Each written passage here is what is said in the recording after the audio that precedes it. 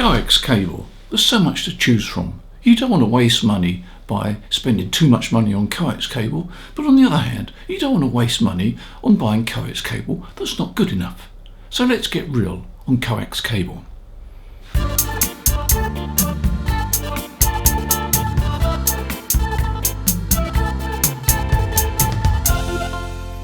Yes, where would we be without coax cable? I think almost every ham radio operator uses coax cable.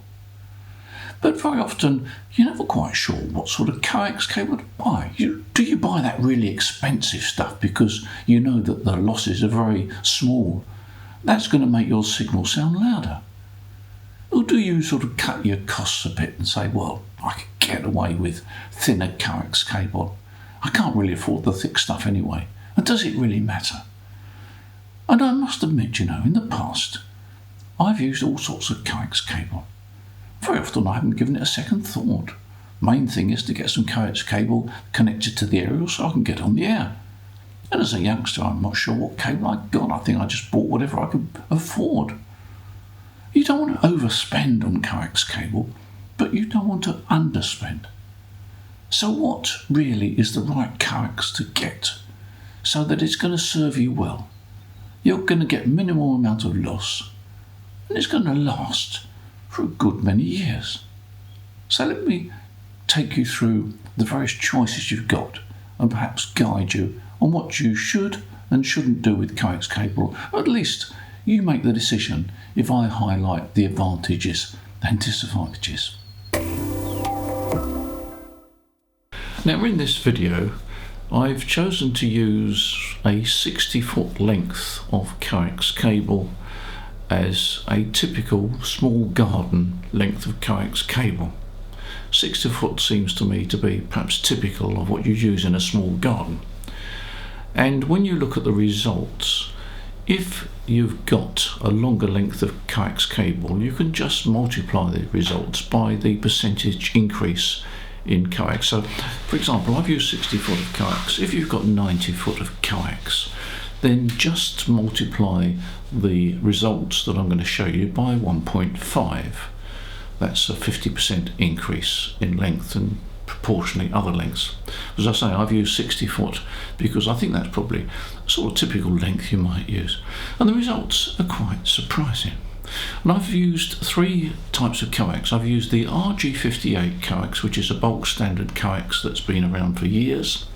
It's quite thin and it's very flexible, it's very easy to bend around and so forth, and you don't need a particularly large hole in the wall. Then I've used RG213, which has also been around for years, which is a thicker coax, and as you'd expect, it's got a lower loss. And then I've used something called LMR-400, which is a more recent form of coax that's become quite popular. I think that's a bit more flexible than 213. But I'm going to show you on the screen in a moment the results I got, and they're quite surprising because perhaps you don't need to spend as much money on coax as you would expect to have, particularly if you're operating on the HF bands. One other thing I should mention is that with coax cable, the VSWR you see at the shack end is slightly better than the VSWR that's actually measurable at the antenna, and that's because all coax cable has a loss. And perhaps I should also make the point is that there is not a lossless coax. You're always going to have a loss. So if, for example, you've got a length of coax which has got a loss of 1 dB. Now let's make it a bit more practical. Let's say you've got a length of coax which is quite long and it's got a 2 dB loss. You could spend some extra money, buy some better coax, which instead of a 2 dB loss only shows a loss of 1.2 dB. Now you think, well, that's going to be a lot better, isn't it? Well, is it? Because the smallest change that the ear can really, or the brain can really detect is 1 dB. Anything less than 1 dB is not really worth bothering about, particularly at HF. So if you've got a length of coax which has got a 2 dB loss, and you're going to replace it with a length of coax that's only got a 1.2 dB loss, you have to think, is it actually going to make any practical difference? Certainly it's going to make a difference because you're going to lose less power, but is the guy at the other end going to notice? And are you going to notice any difference in the signals? The answer is no. But what you will notice is the more expensive coax with the lower loss will actually show you an increase in your VSWR at the shack end, and that is because it's got less loss. So therefore the more expensive coax has an advantage in that it gives you a truer picture of what the actual VSWR is at the antenna feed point, at the point of the base of the antenna or the centre of the dipole. So do bear in mind that the cheaper coax with the higher loss is going to show you a better VSWR than you've actually got. So there we are. Anyway, let's take a look at some figures which I've got for the three types of coax: RG58, RG213 and LMR-400. Now I'll put up on the screen here a spreadsheet which I've prepared. So let's take a look. Now if you look on the left hand side of the spreadsheet, you've got the three cables: RG58, RG213 and LMR-400. And then across the top you've got a series of columns, and at the top of the column you've got, first of all, the band. In other words, on the left hand side you've got 3.5, and then after that you've got 1.5, which is the VSWR, and then further on you've got another set of columns which covers the same bands and starts at 3.5 with a VSWR of 2.5. So let me explain this. I've done measurements on three bands: 3.5, 40 megahertz and 30 megahertz. That covers the HF bands. And I've chosen two VSWRs, 1.5, which is a really good match and typical of what you get if your antenna is nicely adjusted and resonant and so forth. And then I've chosen 2.5 because that really highlights the difference in the losses when you have a significant VSWR. And I've chosen 2.5 because it's just outside what a lot of people think is acceptable. It really highlights the fact that 2.5 is perfectly acceptable. So if you now look at the losses on the table show the combined loss of the cable plus the VSWR, and you'll see that when we look at the 80 meter band, 3.5 megahertz, there's really no point in spending a lot of money on coax cable. RG58 is perfectly okay. And when we get to 14 megahertz, we find that there is a difference, but there's not really a difference of 1 dB.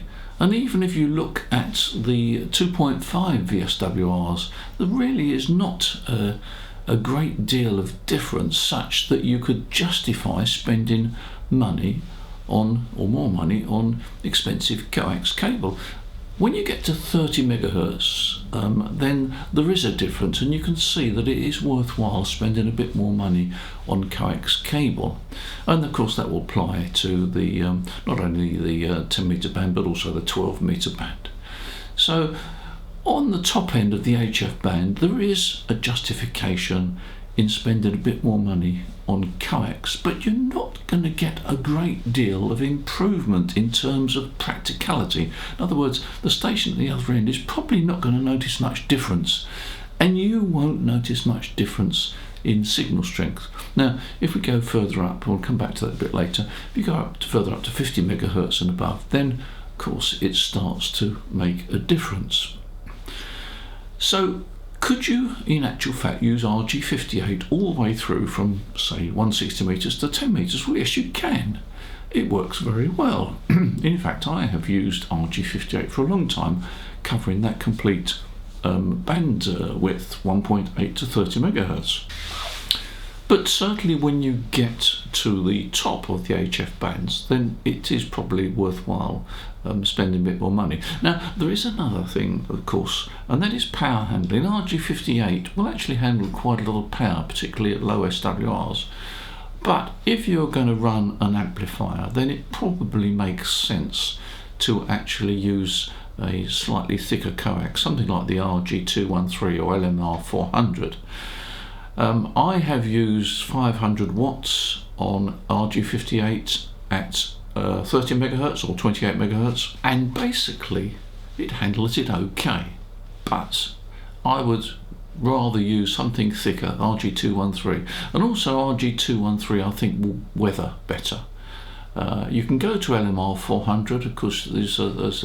There's a significant difference there, but not significant enough to justify perhaps swapping RG213 for LMR-400.